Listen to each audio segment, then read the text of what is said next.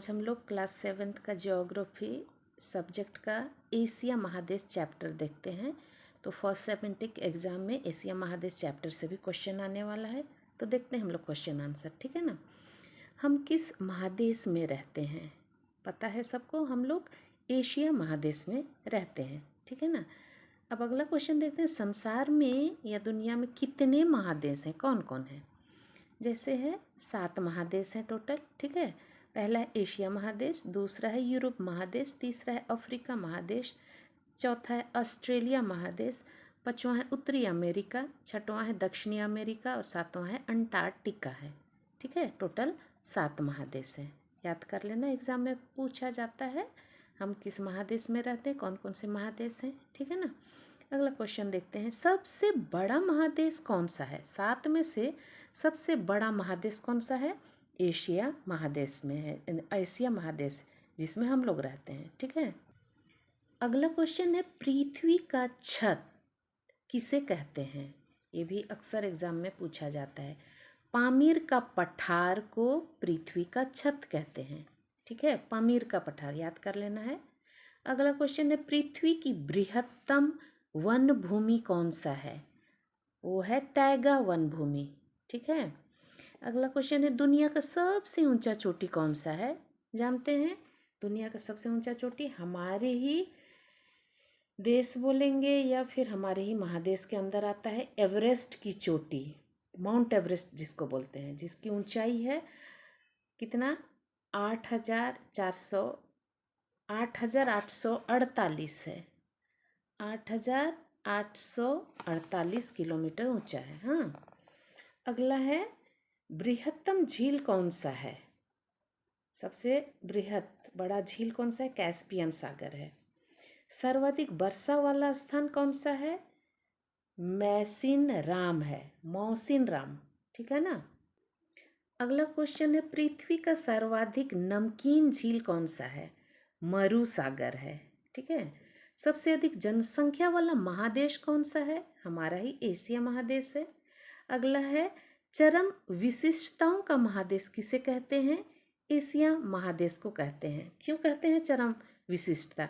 मतलब हमारे एशिया महादेश में है, समुद्र भी है, पहाड़ भी है, नदी, झील, सब तरह की प्राकृतिक छटा को देखने को मिलता है, इसीलिए चरम विशिष्टताओं का महादेश कहा जाता है एशिया को, ठीक है। अगला है, एशिया महादेश का क्षेत्रफल कितना है? 44,57,900 वर्ग किलोमीटर है, ठीक है। अगला क्वेश्चन है, सिंधु नदी के किनारे किस देश की सभ्यता का विकास हुआ? इसको बहुत इंपॉर्टेंट क्वेश्चन है, हम लोग को याद करना पड़ेगा, ठीक है ना। हड़प्पा, मोहनजोदड़ो एवं सिंधु सभ्यता अर्थात भारत पाकिस्तान देन की सभ्यता का विकास हुआ है सिंधु नदी के किनारे, एकदम याद कर लेना है हमेशा के लिए, ठीक है ना।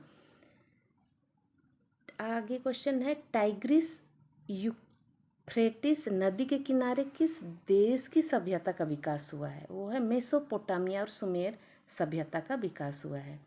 अगला क्वेश्चन है, मेसोपोटामिया का अर्थ क्या है?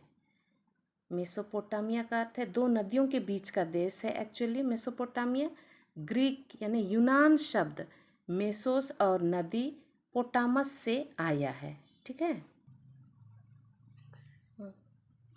दजला फरात नदियों के बीच के क्षेत्र में कौन सी सभ्यता विकसित हुई? मेसोपोटामिया की सभ्यता। अगला क्वेश्चन है, चीन देश की सभ्यता का विकास किस नदी घाटी में हुआ है? वांगो नदी के घाटी में। हाँ, अगला है, यूरेशिया का अर्थ क्या है? यूरेशिया का अर्थ होता है यूरोप और एशिया, ठीक है ना। अगला क्वेश्चन है, एशिया और यूरोप के बीच कौन सा पर्वत और नदी है? पर्वत है युगल पर्वत और नदी भी यूराल नदी है, ठीक है। अगला क्वेश्चन है, एशिया और यूरोप को कौन सा सागर और नहर अलग करते हैं? एशिया यूरोप महादेश को कौन सा सागर और नहर? वो है लाल सागर एवं स्वेज नहर एशिया और यूरोप को अलग करते हैं, याद कर लेना, अक्सर क्वेश्चन में आता है ये।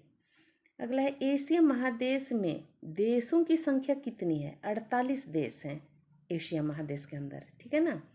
अगला है एशिया के प्रमुख शहर कौन कौन सा है? दिल्ली, कोलकाता, लाहौर, टोक्यो, कराची, बीजिंग इत्यादि, माने और भी हैं, ठीक है ना, ये प्रमुख है।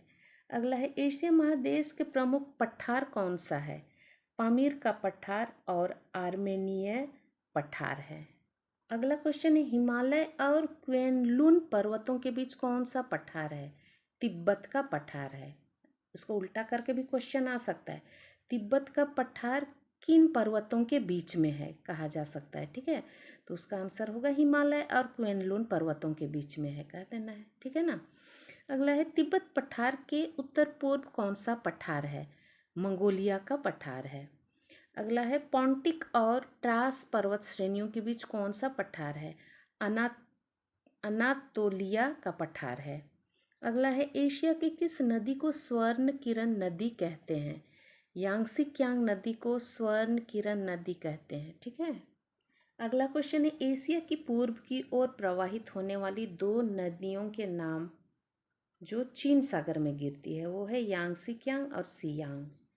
अगला है एशिया की किस नदी को पीली नदी कहते हैं? वांगो नदी को, ये एग्जाम के लिए याद करना है। हाँ, एशिया की पीली नदी वांगो नदी।